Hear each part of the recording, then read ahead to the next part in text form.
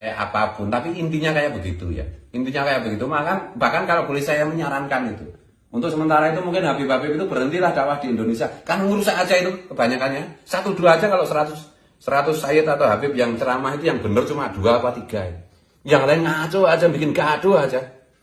Bikin ngancem-ngancem nakut-nakuti pribumi aja. Saya dapat laporan banyak gara-gara gerakan-gerakan Islam yang keras seperti itu. Banyak orang Islam murtad.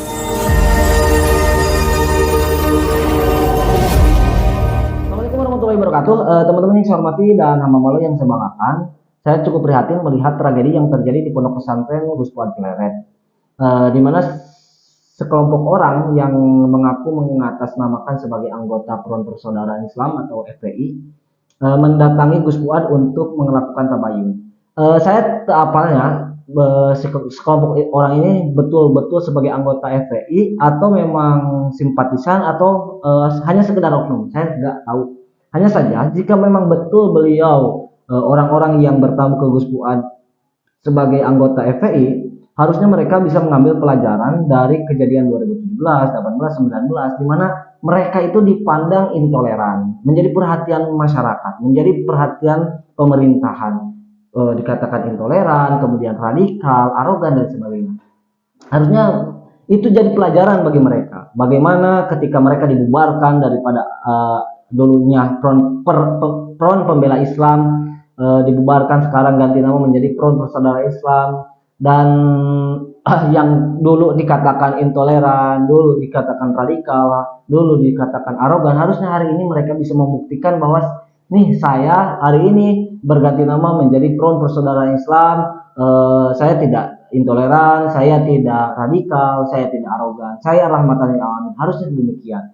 Namun yang terjadi di Pondok Pesantren Gus Fuad adalah kericuhan ketika mereka ingin bertabayun kepada Gus Fuad terkait dengan pernyataan Gus Fuad yang menghimbau kepada para habaib yang bikin kekacauan di Indonesia untuk berhenti berdakwah. Jadi habaib ini dimaksud ya oleh Gus Fuad bukan semua habaib yang ada di Indonesia, enggak.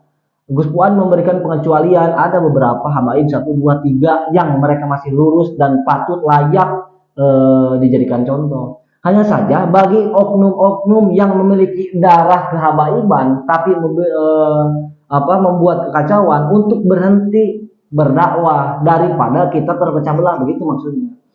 Kemudian si orang-orang ini merasa tersinggung, ingin tabayun kepada kepada Gus Fuad, tapi berakhir dengan kericuhan. Kenapa bisa ricuh? Nah, ini teman-teman, saya lihat bahwa ketika Gus Fuad menerima tamunya dengan santai sambil merokok dan sebagainya, tiba-tiba si orang yang berbaju kotak itu menyerang Gus Fuad. Nah, jadi lamun Gus Fuad nyerang, kemudian dia nyerang, wajar. Tapi ya Gus Fuad sedang duduk, sedang santai, diserang. Bayangkan, tuan rumah diserang ku tamu, teu pantes, teu etik. Harusnya kan sadar dia sedang bertamu, lain kalah nyerang tuan rumah gitu. Berakhir dengan babak belur, lebam ya. Salah satu anggota wajahnya kan lebam. Tak apa lebam ting ditonjok balana, ting nonjok sorangan, ting dijedakan atihang, ting gugus Fuad apa.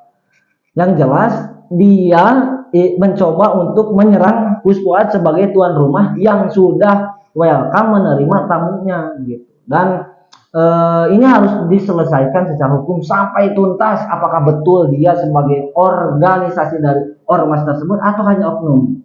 Takutnya kan gini, dia sebagai oknum kemudian mengatasnamakan ormas yang yang nuka bawa goreng kan ormas, nah begitu. Kemudian ustadz-ustadz yang ada di ormas tersebut, kemudian juga habaib yang ada di ormas tersebut begitu. Jika mereka ingin tabayun, ya harusnya tabayun. Kalaupun nanti Gus Fuad ada kesalahan, bawa saja ke jalur hukum. Kalau ada salah, ini kan enggak. Mereka langsung menyerang. Jika nama, kalau saya lihat niat ekne berarti awal lagi niat tabayun eta mah. Dalam niat tabayun mah seperti kemarin ada salah satu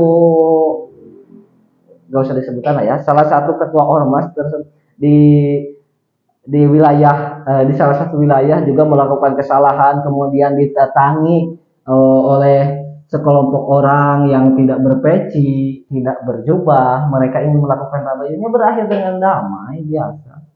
Nya ente nu di kopiah, ente nu di jubah ada niat tabayun kemudian kudu berakhir dengan babak belur, kan aneh maksud aing begitu. Nah, saya berharap bahwa ini tidak terjadi di semua wilayah, di semua daerah, karena kan ya lamun Rossi jago balap motor wajar, kaca letot labuh tina motor wajar karena sapupueuna ge dina motor gitu. Lamun orang berbicara terkait dengan apa yang ia keluarkan dari lisannya, wajar lamun dia kaca letot tina ngomong gitu. Jadi gitulah teman-teman, mudah-mudahan ini tidak terjadi di kemudian hari dimanapun, dan mudah-mudahan kita sebagai warga masyarakat Republik Indonesia menjunjung tinggi nilai-nilai adab, etika, serta norma yang berlaku berada di Indonesia. Cukup sekian dan demikian. Terima kasih atas segala perhatian. Mohon maaf atas segala kekurangan. Assalamualaikum warahmatullahi wabarakatuh.